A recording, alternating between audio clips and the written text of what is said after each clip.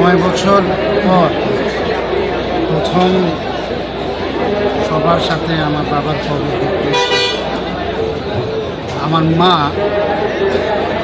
আব্বার মৃত্যুর পর একবারও কিন্তু কাঁদেন, একবারও কিন্তু চোখের একটা ফোঁটা পানি কিন্তু পড়েন। কারণটা ছিল যে এই স্বৈরাচার সরকার আওয়ামী লীগের আমাদেরকে একটা মিনিটও শান্তি দেয়।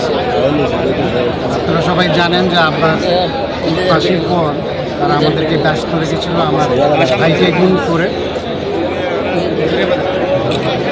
আমরা এই ব্যস্ততাই ছিলাম, আমার ভাই বেঁচে আছে নাকি না,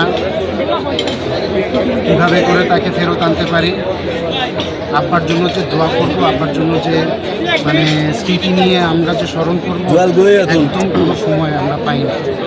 আল্লাহর যে ক্রীড়া, আল্লাহ নিজের হাতে যা করছে আমরা মনে হয় কিছুই করতে পারি। আল্লাহ নিজের হাতে আমাদেরকে এই দিনটা দেখাচ্ছে। এই কারণে প্রথমবার 9 বছর পর আমরা সবাই আসতে পারবো এবং আশা করি আমরা সবাই ভালো করে দোয়া করতে পারবো আল্লাহ যাতে বেহেশতে ভালো থাকে এবং আমাদের যাতে আমাদের দিকে তাকায় জাস্ট হাসি দেয়।